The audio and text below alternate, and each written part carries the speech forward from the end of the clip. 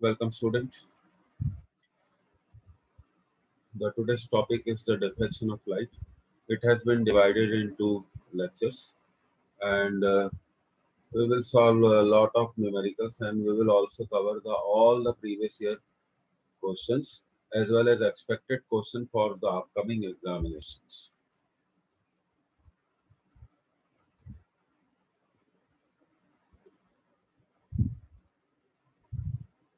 So this is an important class, and I will tell you so many tricks and short techniques to solve the numericals.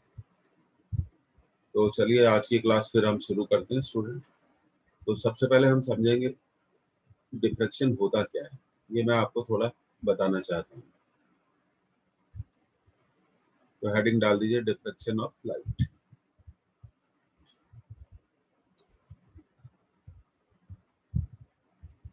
बहुत सारे students के बहुत सारे मिसकंसेप्ट्स को lead करते हैं इस चैप्टर में। तो diffraction is nothing but the interference in shadow zone when light turns through the edges.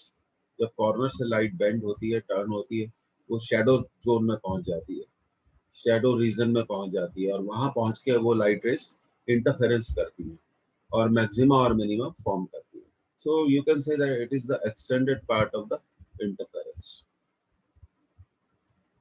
तो चलिए शुरू करते हैं। Bending of light rays from sharp edges of an opaque obstacle. Opaque obstacle means the obstacle through which the light cannot pass, or aperture, and it is spreading in the geometrical shadow region.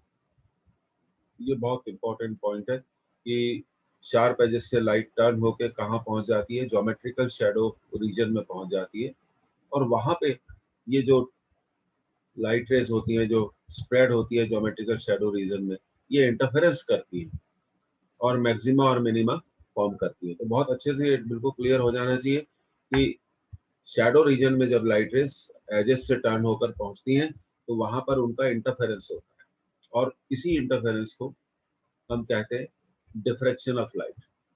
Diffraction of light or deviation of light from its rectilinear propagation tendency. We know that light travels in a straight line, but when it turns through the edges, it changes its path. तो rectilinear propagation की जो tendency है उसी को हम diffraction of light कहते हैं। तो इसको अच्छे से नोट कर लीजिए, और ये भी इसमें जरूर लिखिए कि when light rays which are turned by the opaque obstacle or aperture, when they reach the geometrical shadow region, there they perform interference and form maxima and minima.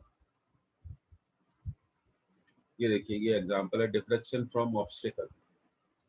एक ऑब्स्टिकल है, जैसा आप देख रहे हैं light rays are travelling along a straight line, but what happens when light ray turns through the opaque obstacle, so they enter into the shadow region of the obstacle, and they meet in the shadow region and interference takes place. और ये है aperture.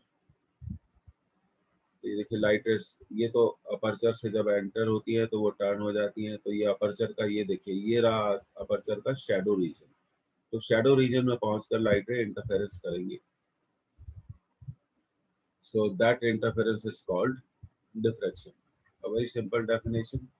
So I have shown you the diffraction from aperture and diffraction from obstacle.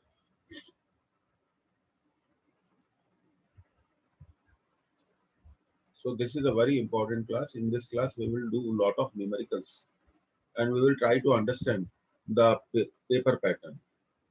On the basis of paper pattern, I have selected so many number of questions for you. अब कुछ important points है जो हमें note कर लेने चाहिए. Diffraction was discovered by whom? Grimaldi. Theoretically explained by Fresnel. Don't pronounce it as Fresnel. S is silent here. Fresnel. To who explained the diffraction? Fresnel explained the diffraction. Third, diffraction is possible in all type of waves. ये देखिए, ये बहुत important point है। It is possible in all type of waves, mechanical और electromagnetic waves.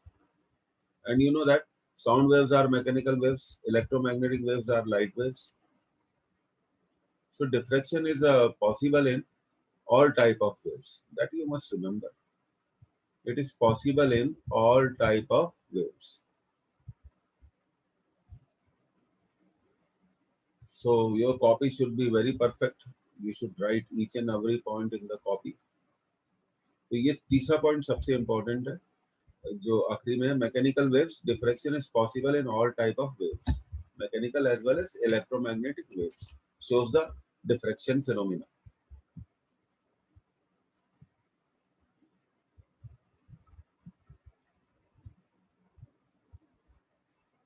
Fresnel ने इसे theoretically explain किया था और इसको डिस्कवर किया था ग्रेमाल्डी ने।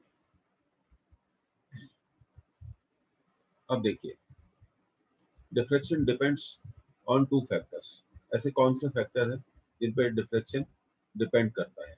पहला है साइज ऑफ ऑब्स्टेकल और अपर्चर। ये देखिए, आपको यहाँ एक डायग्राम बताया गया है, इसमें ये बताया गया है साइज। तो ये हमने अपर्चर का साइज क्या ले लिया, ए, और ऑब्स्टेकल का साइज भी क्या ले लिया, a. Second factor on which the diffraction depends, wavelength of the wave. ये सेकंड इंपॉर्टेंट पॉइंट है, ये आपको याद रखना चाहिए कि वेव की वेवलेंथ पर डिपेंड करता है। अब देखिए, कंडीशन ऑफ डिफ्रैक्शन, सबसे important point, size of obstacle और aperture should be nearly equal to the wavelength of light. तो देखिए, ये सबसे इंपॉर्टेंट पॉइंट है, जो अपर्चर या ऑब्स्टिकल का साइज है, that must be equal to the wavelength of light. तो ये बहुत इंपॉर्टेंट पॉइंट है स्टूडेंट,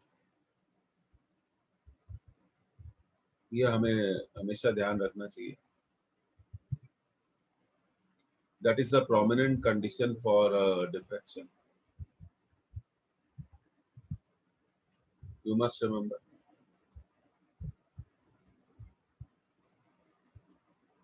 Okay, आगे बढ़ते हैं स्टूडेंट। तो दो चीजें आपको समझ में आ गई, साइज ऑफ ऑब्स्टिकल और अपर्चर पे डिपेंड करता है, और साइज ऑफ ऑब्स्टिकल और अपर्चर किसके इक्वल होना चाहिए, वेवलेंथ ऑफ लाइट के इक्वल होना चाहिए। इस तरह इन दोनों पॉइंट्स को हम कनेक्ट कर सकते हैं। देखिए, अब अगला point, if the size of obstacle is much greater than the wavelength of light, then rectilinear motion of light is observed. इसका मतलब है कि डिफ्रैक्शन नहीं होगा। It is practically observed when size of aperture or obstacle is greater than 50 lambda. What is lambda?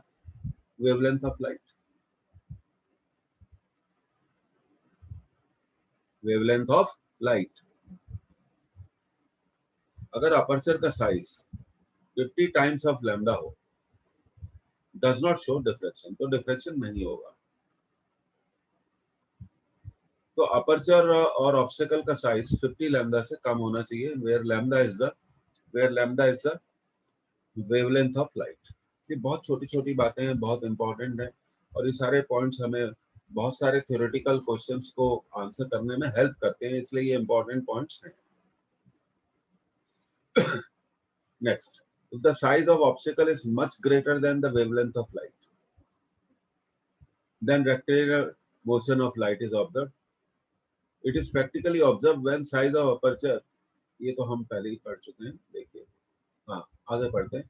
Wavelength of light, अब देखिए light की wavelength का ऑर्डर क्या है, 10 to the power -7 सेंटीमीटर। तो ये पॉइंट हमें याद रखना चाहिए। In general obstacle of this wavelength is not present. तो ऐसे ऑब्स्टिकल प्रेजेंट नहीं है जिनका साइज लाइट की वेवलेंथ के इक्वल हो। So light ray does not show diffraction and it appears to travel in straight line. तो लाइट रे जब डिफ्रैक्शन शो नहीं करेंगी तो होगा क्या, they will travel in straight line and it appears to travel in straight line. Sound waves shows more diffraction. क्यों? Why sound waves shows more diffraction as compared to light rays? Because wavelength of sound is large, 16 mm to 16 meter, 16 mm to 16 meter. तो ऐसे aperture और obstacle का size available है, So it is generally diffracted by the objects of our daily life. तो ये बहुत important है, important point है, आप इसे नोट कर लीजिए. Make your copy. कॉपी में हर चीज होनी चाहिए, थ्योरी होनी चाहिए, क्वेश्चंस लिखे हुए होने चाहिए, उनका सॉल्यूशन होना चाहिए, फॉर्मूला होना चाहिए. अपनी नोटबुक को स्ट्रॉन्ग बनाइए, एक एक चीज को नोट करिए. ये सिस्टम ऑफ विनिंग होता है, ये फर्स्ट डिसिप्लिन होता है जिससे हम पास होते हैं, सिलेक्ट होते हैं. हमारे नोट्स जो बहुत इंपॉर्टेंट होते हैं, जो हम खुद सुनते हैं, खुद हम देखते हैं और खुद हम लिखते हैं और खुद हम पढ़ते हैं.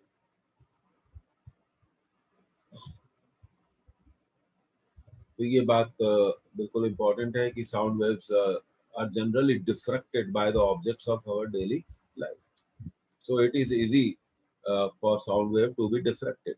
अगर कोई भी वेव डिफ्रैक्ट नहीं होगी तो वो रेक्टिलिनियर मोशन करेगी. It will move along a straight line. ये बात हमें हमेशा ध्यान रखनी चाहिए. Next, diffraction of ultrasonic wave is also not observed. Why? ऐसा क्यों होता है कि अल्ट्रासोनिक वेव्स का डिफ्रैक्शन ऑब्जर्व नहीं किया जाता? Because their wavelength is of the order of about 1 centimetre. तो वेवलेंथ का ऑर्डर क्या है? कम है, 10 to the power minus 2 metre है. Diffraction of radio wave is very conveniently observe. अगला पॉइंट, रेडियो वेव्स का डिफ्रैक्शन हम ऑब्जर्व कर सकते हैं. क्यों? क्योंकि उनकी वेवलेंथ क्या होती है? 2.5. तो जैसे जैसे वेवलेंथ की वैल्यू जैसे जैसे अपर्चर के साइज की तरफ मूव करेगी तो डिफ्रैक्शन फिनोमेना को ऑब्जर्व करना इजी होगा. तो ये लिखा गया है कि रेडियो वेव्स का डिफ्रैक्शन इजीली पॉसिबल है, ऑब्जर्व कर सकते हैं हम उसे, क्योंकि वेवलेंथ होती है उनकी 2.5 मीटर टू 250 मीटर.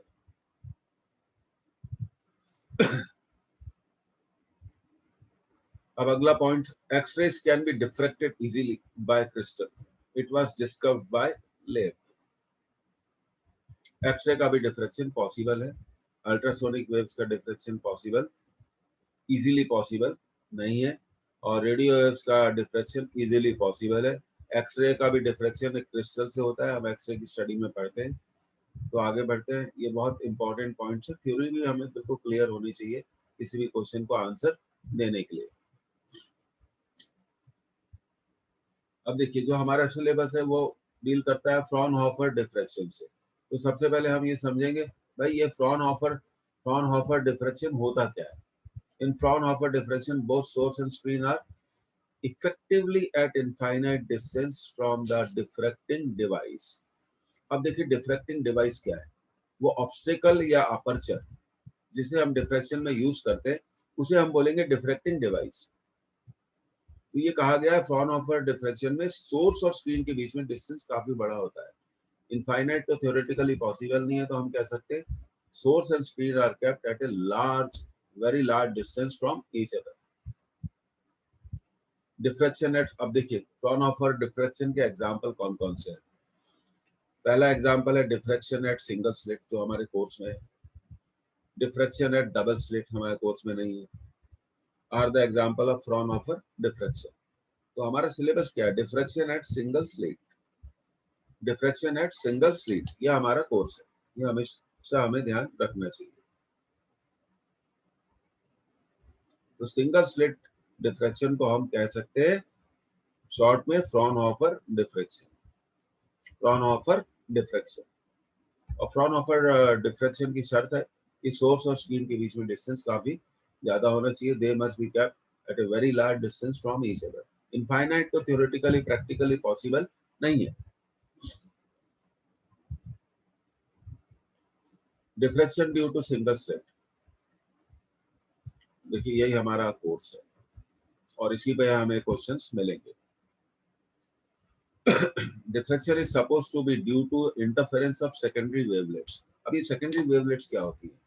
जब वेव फ्रंट किसी स्लिट से या अपर्चर से या ऑब्स्टिकल से को स्ट्राइक करता है तो वहां वो टर्न हो जाता है. टर्न होके वो वेव फ्रंट कहाँ पहुंचता है? शैडो जोन में पहुंचता है. तो जो वेव फ्रंट टर्न होता है उसको हम बोलते हैं यहाँ पर secondary wavelets from the expose portion of wave front from the slit. Secondary wavelet समझ में आ गया. जो वेवफ्रंट टर्न होकर कहाँ पहुंचता है, शैडो जोन में, उसे हम बोलेंगे secondary wavelets. Whereas in interference all bright fringes have same intensity। देखिए ये बहुत इंपॉर्टेंट बात है, जब हम इंटरफेरेंस पढ़ते हैं तो सभी ब्राइट फ्रिंजेस की, ब्राइट बैंड्स की इंटेंसिटी सेम होती है, पर डिफ्रेक्शन में ऐसा नहीं होता है। जब वेवलेट, वेव फ्रंट या वेव एजेस से टर्न होकर शैडो रीजन में पहुंचती है और वहां वो इंटरफेरेंस करते हैं, वेव्स एक दूसरे के साथ इंटरफेरेंस करते हैं, तो वहां पे भी मैक्सिमा और मिनिमा फॉर्म होते हैं, पर उनकी इंटेंसिटी डिक्रीज हो जाती है। उनकी इंटेंसिटी का पैटर्न क्या होता है, डिक्रीजिंग पैटर्न होता है। ये बात हमें हमेशा याद रखनी चाहिए, डिक्रीजिंग पैटर्न होता है।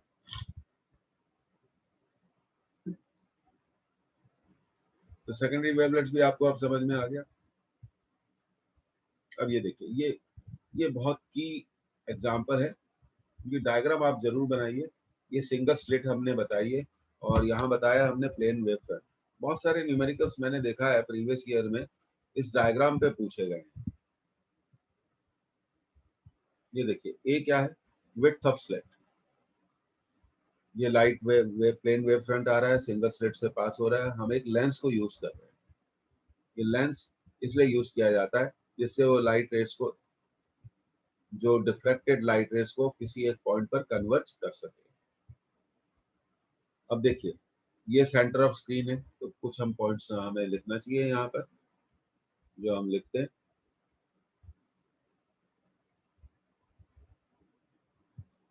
ए, विड्थ ऑफ स्लिट।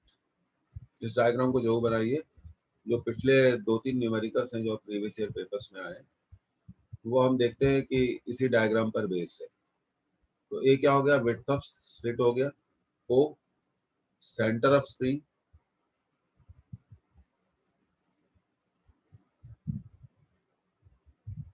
और देखिए अब इंपॉर्टेंट बात है, P, the point where interference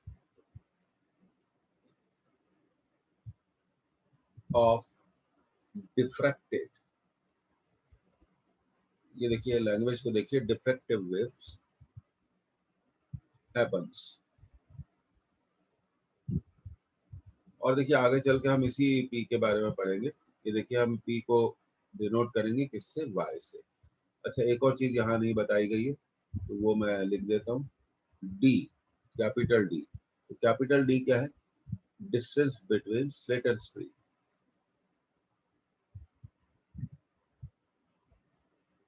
between slit and screen. और देखिए अब कुछ वेव्स के बारे में बात करते हैं। Consider this wave.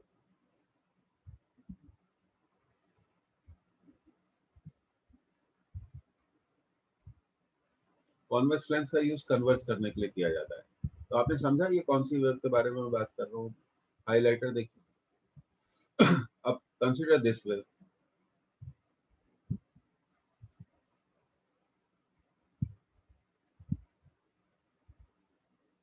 तो देखिए एक वेव स्लिट के एक एंड से स्टार्ट हो रही है और जो दूसरी वेव है वो स्लिट के दूसरे एंड से स्टार्ट हो रही है, and they are meeting at what point, P.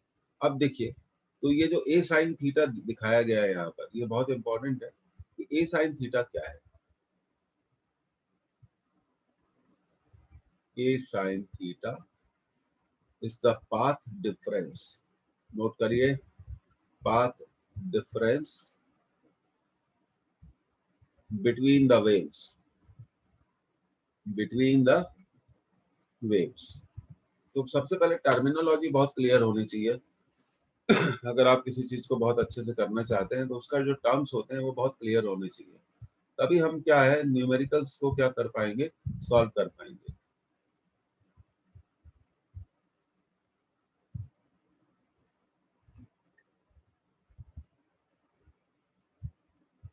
If you are done with the figure, it is very important to draw this figure, क्योंकि मोस्ट ऑफ द क्वेश्चंस क्या होंगे, इसी फिगर पर बेस होंगे। अब पॉइंट पी पे maxima भी बन सकता है, मिनिमा भी बन सकता है, सेंटर पे हमेशा मैक्सिमा बनेगा। सेंटर पे हमेशा मैक्सिमा बनेगा, इस बात को हमेशा ध्यान रखना है। और प्रीवियस ईयर के पेपर्स और पैटर्न को हम देखते हैं तो सेंट्रल मैक्सिमा की विड्थ पूछी जाती है, बड़ा इंपॉर्टेंट क्वेश्चन बनता है वहां पर, और उसके लिए हम स्पेशल टेक्निक यूज करते हैं। तो ए साइन थीटा क्या है? Path difference. अब हमें याद रखना चाहिए, if you are done please tell me, a sine theta is the path difference where A is the width of slit, O is the center of screen, और P वो point है जहां पर interference of diffracted wave happens. Her point पर होगा, लेकिन हमने एक जनरल पॉइंट कंसीडर किया P, और इस P की सेंटर से डिस्टेंस कितनी है? इस P की सेंटर से डिस्टेंस कितनी है? Y है। आगे बढ़ते हैं। अब देखिए, अब न्यूमेरिकल अप्रोच पे जाने से पहले हमें कंडीशन फॉर मिनिमम इंटेंसिटी मालूम होनी चाहिए। A sin theta equal to n lambda. You must remember this. So let me highlight this.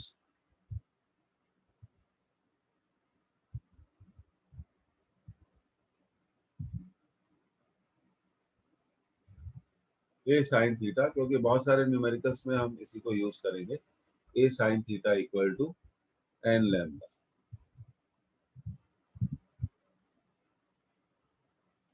और where you know that n is what?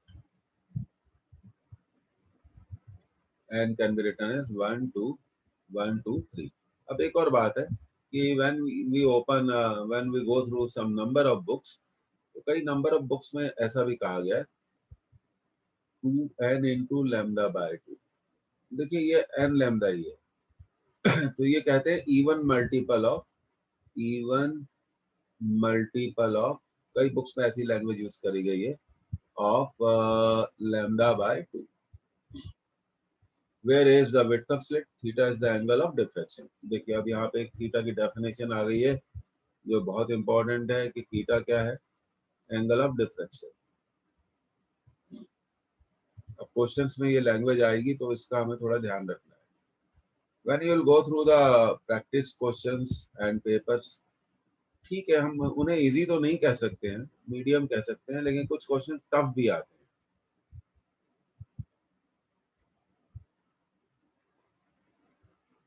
अब condition for maximum intensity, condition for maximum intensity क्या है? A sin theta is equal to 2n plus 1 into lambda by 2, where n is 1, 2, 3। अब देखिए यहाँ पर अगर हम n को 1 पुट कर देंगे, मैक्सिमम के केस की बात कर रहे हैं, अगर स्टूडेंट्स हम n को 1 पुट कर देंगे तो हमें फर्स्ट मैक्सिमा मिलेगा। यहाँ पर अगर हम n को 2 पुट कर देंगे, ध्यान दीजिए, तो हमें सेकंड मैक्सिमा मिलेगा। यहाँ पर हमें n को अगर हम 3 पुट करेंगे तो हमें थर्ड मैक्सिमा मिलेगा। अब इसी तरह से मिनिमा की कंडीशंस के बारे में हम बात करते हैं। यहाँ जो मिनिमा की कंडीशंस है, यहाँ पर अगर हम n को 1 पुट कर देंगे तो हमें मिलेगा फर्स्ट मिनिमा, 2 पुट कर देंगे सेकंड मिनिमा, 3 पुट कर देंगे थर्ड मिनिमा। सेंट्रल मैक्सिमा के लिए हम अलग से डिस्कस करेंगे। तो देखिए सबसे पहले मोस्ट इंपॉर्टेंट, इसको आप मार्क कर लीजिए, ये आपकी मेन फॉर्मूला लिस्ट हो गई।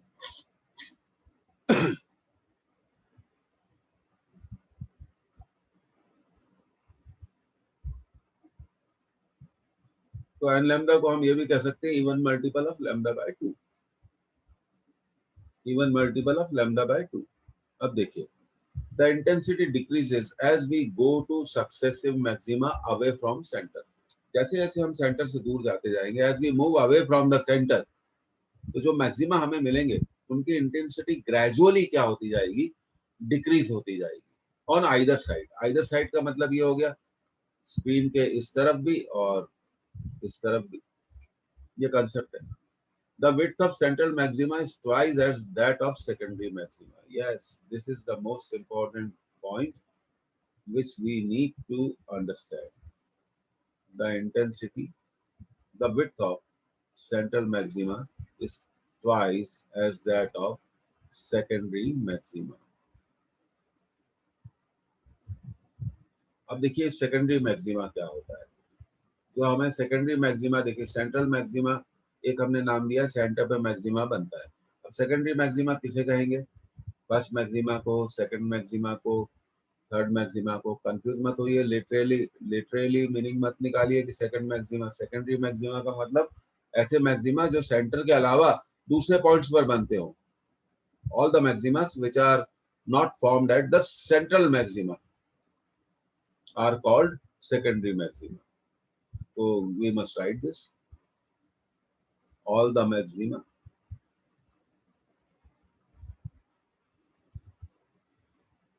other than central maxima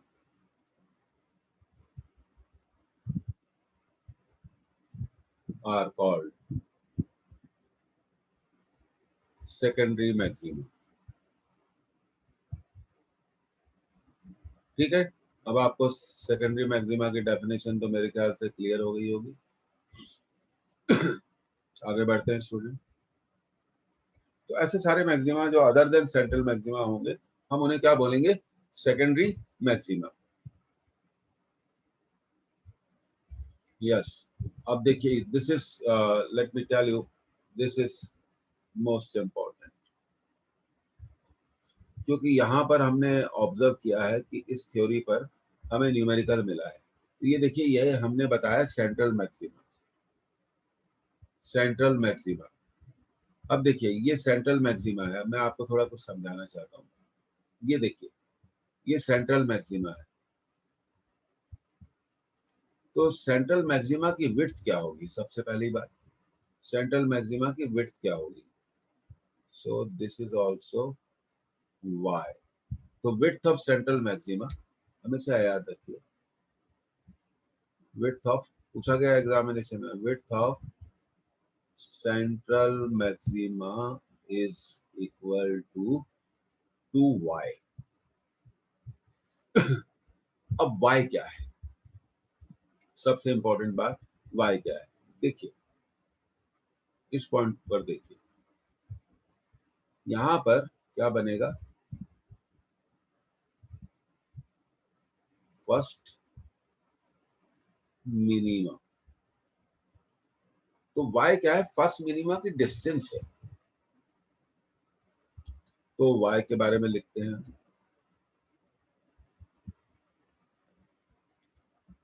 y is the distance of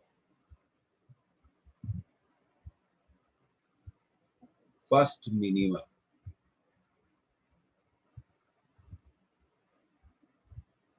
from the center। ठीक है, और विड्थ ऑफ सेंट्रल मैक्सिमा कितनी होगी? ये तो वही हम कर चुके हैं। विड्थ ऑफ सेंट्रल मैक्सिमा कितनी होगी? 2y।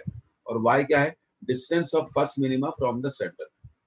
क्योंकि देखिए, ये आपका सेंटर पे मैक्सिमा बना है, तो इसके बाद क्या बनेंगे? मिनिमा, फिर मैक्सिमा, फिर मिनिमा। आप तो जानते हैं इन सब चीजों को। अब देखिए, जब एंगल छोटा होता है, for small angle we can always write sine theta equal to, sine theta equal to tan theta. तो हम जानते हैं पहले मिनिमा के लिए, ये देखिए, इसको पहले हाईलाइट कर देते हैं। पहले मिनिमा के लिए ए साइन थीटा क्या होता है? लैम्डा होता है। तो ये हमने, अब हम साइन थीटा को क्या लिख सकते हैं? साइन थीटा को हम लिख सकते हैं टेन थीटा, क्योंकि थीटा एक बहुत छोटा एंगल होता है, इसमें कोई डाउट नहीं। तो ए साइन थीटा को हमने लिख दिया, ए साइन थीटा को हमने लिख दिया a tan theta. A sine theta को हमने क्या लिख दिया? A tan theta. ये देखिए, a sine theta equal to lambda, तो अब हम लिख सकते हैं कि a tan theta equal to, a tan theta equal to lambda. अब आप इस ट्रायंगल में देखिए, just look at this triangle.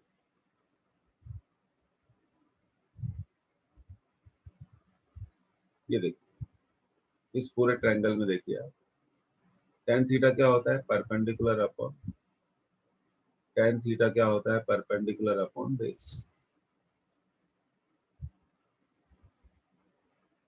होता है, tan थीटा क्या होता है? ये ट्रायंगल समझ में आ गया मैं किस ट्रायंगल की बात कर रहा हूँ आपको? तो tan थीटा क्या होगा? y upon d, perpendicular upon base. Base की वैल्यू कितनी हो गई? बेस की वैल्यू कितनी हो गई? d हो गई।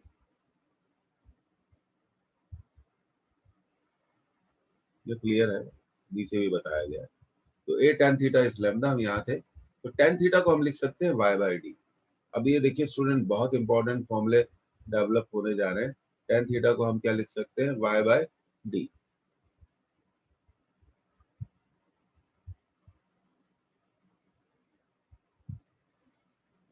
तो y क्या होगा, y क्या होगा, डी लैम्डा बाय ए। मैं फिर से बोल चुका हूँ, y क्या है, distance of first minima from the centre. Formula बन रहा है भाई, बहुत इंपॉर्टेंट फॉर्मूला बन रहा है, तो अब इसको लिखने का टाइम आ गया है। तो फर्स्ट मिनिमा की सेंटर से डिस्टेंस कितनी होगी, D lambda by A. D क्या है, distance between slit and screen, distance between slit and screen. D क्या है, distance between slit and screen. Lambda क्या है, wavelength of light used. Lambda क्या है, वेवलेंथ ऑफ लाइट यूज्ड। और ए क्या है, स्लिट विड्थ। अब ये पूछा जाता है भाई, बताओ कि जो सेंट्रल मैक्सिमा होता है उसकी विड्थ कितनी होती है। तो भाई उसकी विड्थ हमने निकाल ली।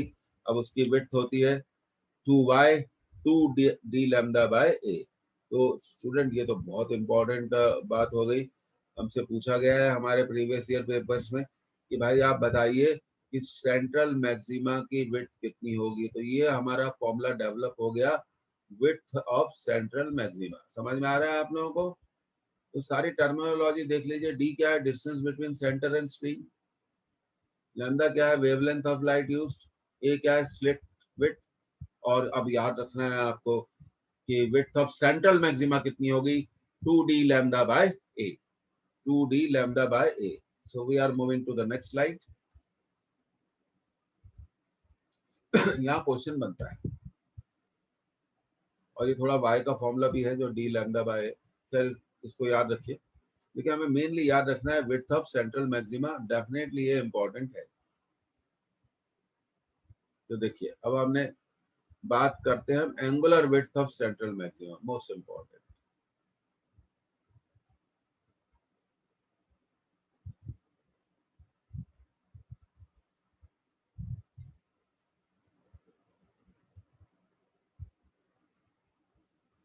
Angular width of central maxima कितनी होगी,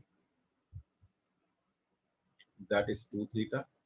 इसे हम w थीटा से बताएंगे। तो ये आपकी फॉर्मूला लिस्ट में एक और फॉर्मूला ऐड हो गया, 2 थीटा 2 लैम्डा बाय ए। कितना, 2 lambda by a. So it is important formula student, हमें ये याद होना चाहिए फॉर्मूला कि भाई एंगुलर विड्थ कितनी होगी, angular width of central maxima.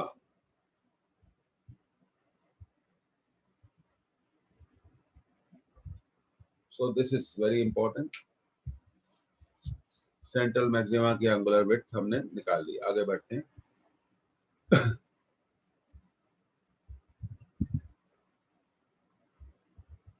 देखिए अब हम बात करते हैं मिनिमा और मैक्सिमा की पोजीशंस के बारे में। हम जानते हैं फॉर फर्स्ट मिनिमा हम क्या लिख सकते हैं, a sine theta equal to lambda. Sine theta को हम क्या लिख सकते हैं, टेन थीटा। समझिएगा, टेन थीटा को हम लिख सकते हैं y बाई डी। y क्या आ गया, डी लैम्डा बाय ए। तो y क्या है, distance of minima from the centre.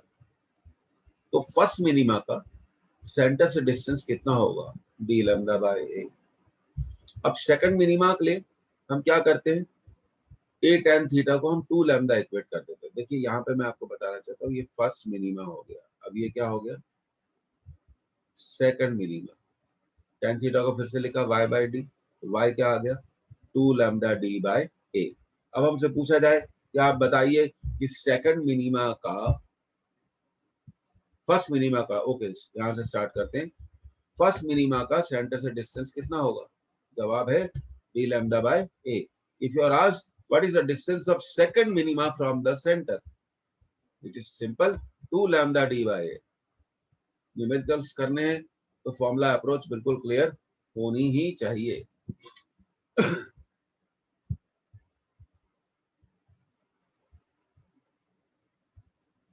अब देखिए सो डिस्टेंसेस अब मैंने यहाँ लिख दिया आपके लिए of consecutive minima from the centre, D lambda by 2 D lambda bye 3 D lambda by first minima का सेंटर से डिस्टेंस कितना होगा, देखो 1 डी लैम्डा बाय, सेकंड का कितना होगा 2 into D lambda bye, third का कितना होगा 3 into D lambda bye, fourth का कितना होगा 4 D lambda by A, fifth का कितना होगा 5 D lambda by A, 11th का कितना होगा 11 डी लैम्डा बाय ए।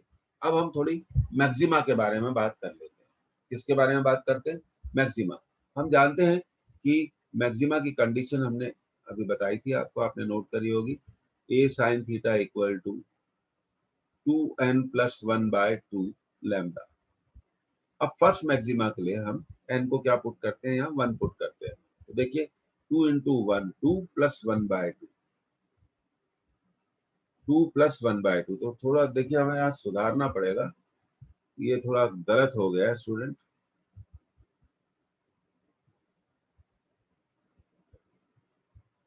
ये होना चाहिए 5 लैम्डा बाय 2।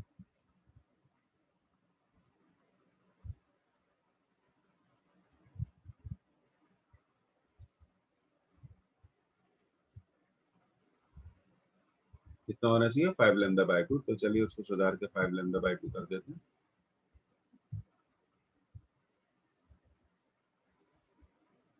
ये आ गया 5 lambda D by A.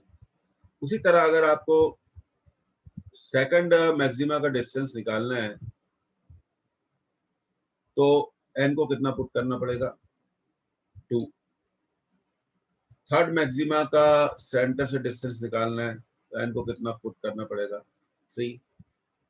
Fourth maxima का सेंटर से डिस्टेंस निकालना है तो n को क्या पुट करना पड़ेगा 4 पुट करना पड़ेगा। अच्छा फॉर्मूला, मतलब अच्छा न्यूमेरिकल सॉल्यूशंस। आगे बढ़ते हैं स्टूडेंट, इसको थोड़ा हम ओके, मोस्ट इंपॉर्टेंट पॉइंट्स अब हम डिस्कस कर रहे हैं। ये कई बार एग्जामिनेशन में पूछे गए हैं, ये बड़े इंपॉर्टेंट पॉइंट्स होते हैं। अब क्या होता है, देखिए अगर लेंस है, जो कॉलीमीटर हम यूज कर रहे थे, जो जो डिफ्रैक्टेड बीम को हम एक पॉइंट पर, डिफ्रैक्टेड बीम को मैं फिर से बोल रहा हूँ, डिफ्रैक्टेड बीम को हम एक पॉइंट पर कन्वर्ज कर रहे थे, तो उसके लिए फॉर दैट पर्पस हमने क्या यूज किया, एक कॉन्वेक्स लेंस का यूज किया। अब इंपॉर्टेंट बात यह है कि भाई कॉन्वेक्स लेंस की पोजीशन कैसी है, क्या कॉन्वेक्स लेंस हमारा डिफ्रैक्शन जिस स्लिट से हो रहा है, जिस स्लिट से डिफ्रैक्शन हो रहा है, क्या हमारा कॉन्वेक्स लेंस उसके पास है या उससे दूर रखा हुआ है। तो ये जो पहला पॉइंट है जो इंपॉर्टेंट कंपटीशन थ्योरी बनाता है, वो ये है कि भाई if lens is placed close to the slit. देखिए आपके कई प्रीवियस ईयर क्वेश्चन में इस फैक्ट का क्या हुआ है, यूज हुआ है। तो ये बहुत इंपॉर्टेंट बात है, क्या होगा, व्हाट विल हैपन अगर हम लेंस को स्लिट के पास रख दें। तो हम लिख सकते हैं d इक्वल टू लैम्डा।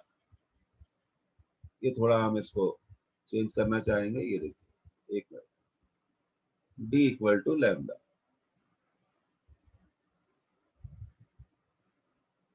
तब आप फॉर्मूले में जो हमने पढ़ा d इक्वल टू f, उस फॉर्मूले में हम d को क्या लिख सकते हैं, f लिख सकते हैं। f is the focal length of lens, then width of central maxima.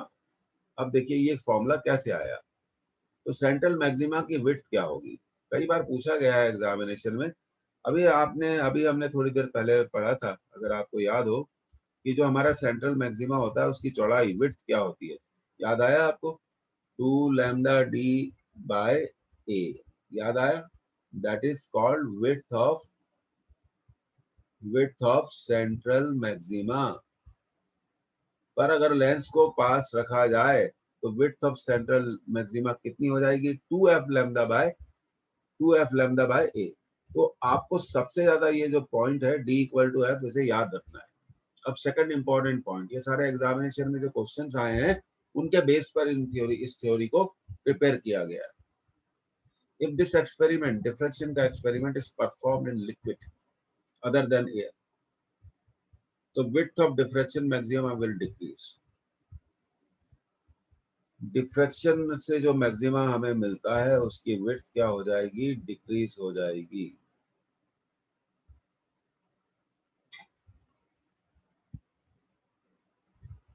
and becomes 1 by mu times that of in air. अब देखिए यहाँ पे एक कुछ करेक्शन करना है हमें। अगर हम डिफ्रैक्शन में व्हाइट लाइट को यूज करें तो सेंट्रल मैक्सिमा व्हाइट होगा and rest of the diffraction bands are coloured. ये भी हमें याद रखना चाहिए कि rest of the diffraction bands are coloured.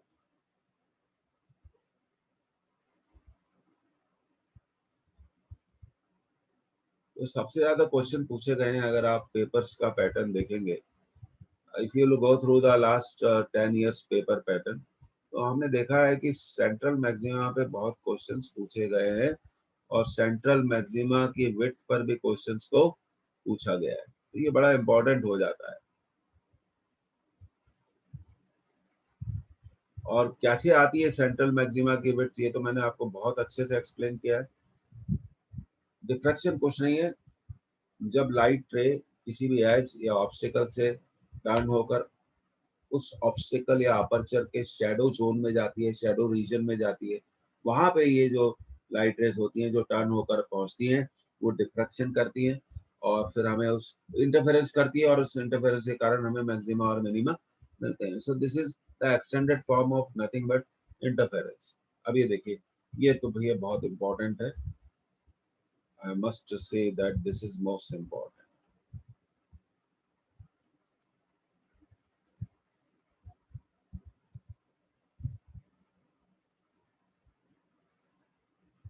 इसको बिल्कुल ड्रॉ करिए। ये देखिए, ये सेंट्रल मैक्सिमा की इंटेंसिटी बताइए। ये जो हमें इंटेंसिटी कर्व दिख रहा है ये सेंट्रल मैक्सिमा। तो देखिए, सबसे पहले तो ग्राफ आप समझिए कि ये ग्राफ ड्रॉ किसके बीच में किया गया है, इंटेंसिटी, मैक्सिमा की इंटेंसिटी और एंगल ऑफ डिफ्रैक्शन के बीच में। जैसे मैंने आपको बताया था, theta is called the angle of diffraction, theta is called the angle of diffraction. ये हम सेंट्रल मैक्सिमा के लिए ये ग्राफ बता रहे हैं। ये जो सेंट्रल कर्व है that shows the intensity of central maxima. और आप देखिए यहाँ पे हमने सेंट्रल मैक्सिमा की इंटेंसिटी को क्या सपोज किया है, सेंट्रल मैक्सिमा की इंटेंसिटी को क्या सपोज किया है, आई नॉट। क्या सपोज किया, आई नॉट। अब हम ग्राफ के अगले पोर्शन पे आते हैं। अब सेंटर के दोनों तरफ मैंने आपको बताया था मैक्सिमा मिलते हैं, सेकेंडरी मैक्सिमा मिलते हैं, फर्स्ट मैक्सिमा, सेकंड मैक्सिमा। अब यहाँ पर जो ये ग्राफ है ये जो बता रहा है ये फर्स्ट मैक्सिमा की इंटेंसिटी बता रहा है, आई नॉट बाय 22। और ये जो दूसरा पोर्शन है ग्राफ का ये हमारी बता रहा है सेकंड मैक्सिमा की intensity, I naught by 61, I naught by 61। और यहाँ डिफ्रैक्शन एंगल कितना है, लैम्डा बाय ए, और यहाँ डिफ्रैक्शन एंगल कितना है, 2 लैम्डा बाय ए। तो जैसे जैसे हम सेंटर के दोनों तरफ on both the sides of centre as we move away, जैसे जैसे हम सेंटर के दोनों साइड पर दूर, सेंटर से दूर जाते जाते हैं, तो इंटेंसिटी जो मैक्सिमा हमें मिलते हैं उनकी इंटेंसिटी ग्रेजुअली डिक्रीज होती जाती है। ये मैंने आपको पहले भी बताया था। और अब देखिए बात करते हैं, ये आपका हो गया थर्ड मैक्सिमा। ये कर्व बहुत इंपॉर्टेंट है, इसको हमें ध्यान रखना चाहिए, इस पर हमें कुछ क्वेश्चंस मिल सकते हैं। तो मेन जो क्लास का पोर्शन था वो तो हमने शुरू में ही कवर कर लिया स्टूडेंट। हम आज कम से कम 20 न्यूमेरिकल्स करेंगे, 15 तो करेंगे, 15 to 20। Okay, you must have drawn it. अब देखिए ये पहला न्यूमेरिकल हमारा आ गया, लाइट ऑफ वेवलेंथ 6000 एंगस्ट्रॉम। आप भी साथ साथ शुरू कर सकते हैं सॉल्व करना। Light of wavelength 6000 angstrom is incident normally on a slit of width 24 into 10 to the power minus 5 centimeter. Find out the angular position of second minimum from central maximum. अब ये बहुत अच्छा क्वेश्चन है। It looks very typical when we read it. तो देखिए इसका solution करेंगे। Angular position of second minimum, तो हम जानते हैं कि फॉर सेकंड मिनिमम, अभी मैंने आपको इतनी देर से यही हम सीख रहे थे। For second minimum what we should write, a sin theta should be equal to 2 lambda. Okay, तो sin theta will be 2 lambda by a। अब वैल्यूज पुट करेंगे। 2 into 6000 angstrom, 6000 into 10 to the power minus 10। Okay, अब slit width को centimetre में दी गई है, इसको metre में कन्वर्ट करने के लिए हम एक और 10 to the power minus 2 से मल्टीप्लाई करेंगे। तो अब देखिए, let us find sin theta। 2 into 6 into 10 to the power minus 7, और डिनोमिनेटर में होगा 24 into 10 to the power minus 7। देखिए डेटा कितना बढ़िया दिया हुआ है। तो साइन थीटा की वैल्यू मिलेगी, डिफ्लेक्शन एंगल पूछा है, 12 by 24, so we will get it 1 by 2, so theta will be equal to 30 degree।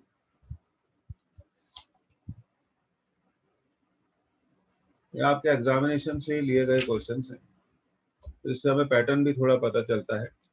और बहुत सारे आज हम क्वेश्चन सॉल्व करने वाले हैं, जैसा मैंने आपको पहले बताया था।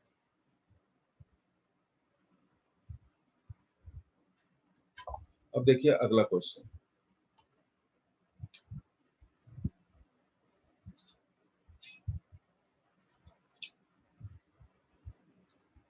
बहुत बढ़िया है। तो वन मिनट आंसरिंग में बिल्कुल फिट है। ये देखिए आप, light of wavelength 6328 angstrom is incident normally on a slit of width 0.2 mm. Calculate the angular width of central maxima on a screen, distance 9 meter। तो सबसे पहले आपको फॉर्मूला मालूम होना चाहिए, आगे चल के हम बहुत अच्छे अच्छे न्यूमेरिकल सॉल्व करेंगे। Angular width of central maxima, सबसे पहले, ये थोड़ी देर पहले मैंने आपको फॉर्मूला दिखाया था। Turn down your pages, pages खोल के देखिए। Central width of central maxima,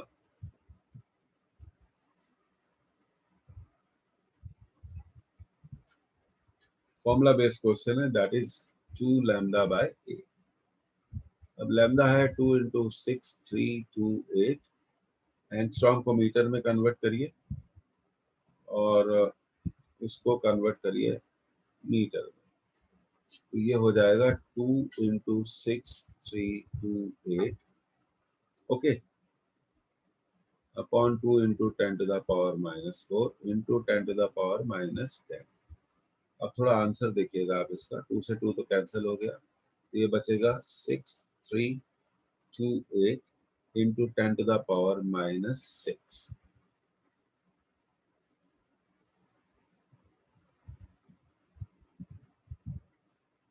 अब ये जो आंसर है,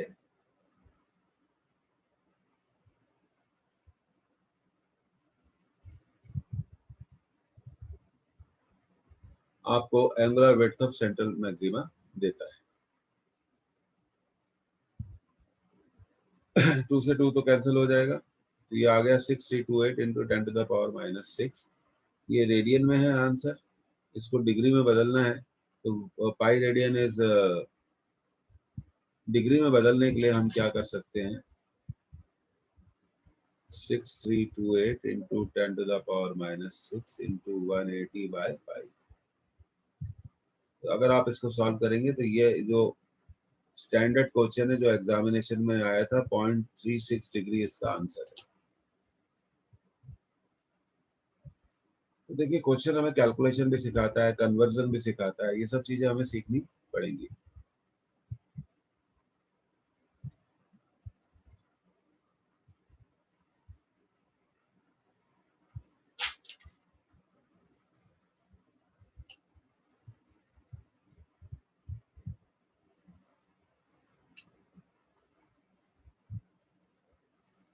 अब देखिए तीसरे क्वेश्चन पे, A screen is placed, जैसे मैंने आपको बोला था मिनिमम 15 to 20 क्वेश्चन हम सॉल्व करेंगे. A screen is placed 50 centimeter from a single slit, ठीक है, which is illuminated by with 6000 angstrom light. If distance between first and third minima if the diffraction pattern is 3 mm. बहुत बढ़िया question है. What is the, अब देखिए कितना बढ़िया question है. What is the width of the slit? देखिए distance between third and first minima. तो देखिए हम जानते हैं कि थर्ड मिनिमा होना चाहिए 3 लैम्डा डी बाय ए. बहुत इंपॉर्टेंट क्वेश्चन है, थोड़ा ध्यान दीजिए. और फर्स्ट मिनिमा की सेंटर से डिस्टेंस होनी चाहिए 1 लैम्डा डी बाय ए. तो देखिए अगर ये सेंटर है, यहाँ बन रहा है फर्स्ट और यहाँ कहीं बन रहा होगा थर्ड. तो ये हो गया देखिए y3 और ये हो गया, जरा सीखिए y1. तो डिस्टेंस क्या होगा? So distance will be equal to y3 minus y1. 3 lambda d by a minus 1 lambda d by a. So it is 2 lambda d by a. ठीक है, अब हम इसको कैलकुलेट कर सकते हैं. 2 lambda d by a. Lambda तो आपका दिया हुआ है 6000 एंगस्ट्रॉम, कैपिटल डी दिया हुआ है 50 सेंटीमीटर और स्लिट विड्थ दी गई है 3 mm. कितनी? 3 mm दी गई है. It is given 3 mm. तो चलिए सॉल्व करते हैं अगले स्लाइड में इसको. एक minute, we have the next question, यहीं पे हमें सॉल्व करना पड़ेगा. 2 into 6000 into 10 to the power minus 10, 50 centimeter, 50 into 10 to the power minus 2, slit width upon, ये हो गया 3 mm, तो 3 into 10 to the power minus 3. तो देखिए जब 50 को आप 2 से मल्टीप्लाई करेंगे, we need to find space. तो एक काम करते हैं, हम यहाँ पे एक स्पेस क्रिएट कर देते हैं. Let's change the colour. Okay, तो 2 into 50 हम बात कर रहे थे. 2 into 50 100, 10 to the power 2, ये कैंसिल हो गया. ये बचा 6 into 10 to the power minus 7 upon 3 into 10 to the power minus 3. ये बचा 2 into 10 to the power minus 4 metre. तो इसे हम क्या कर सकते हैं,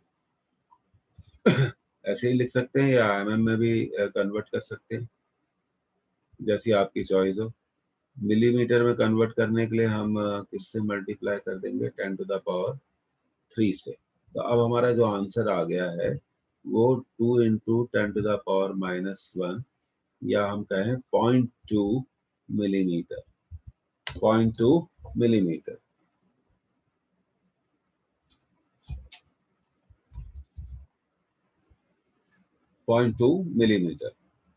तो इस तरह से हम इस क्वेश्चन को क्या कर सकते हैं स्टूडेंट, सॉल्व कर सकते हैं. So your answer is 0.2 millimetre.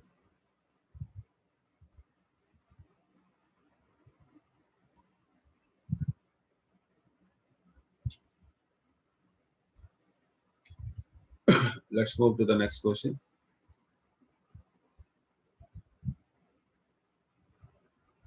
तो जितने वेरिएशन पॉसिबल हो सकते हैं वो हम सब कवर करेंगे.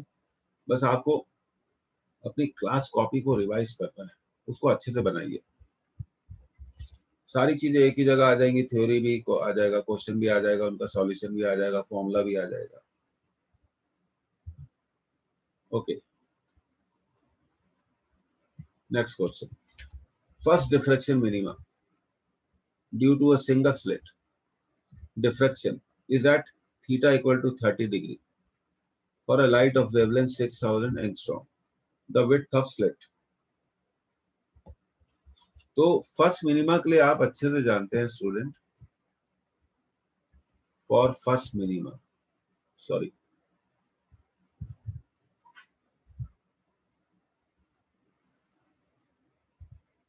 For first minima we can write a sin theta equal to 1 lambda और 30 डिग्री दिया हुआ है sin 30.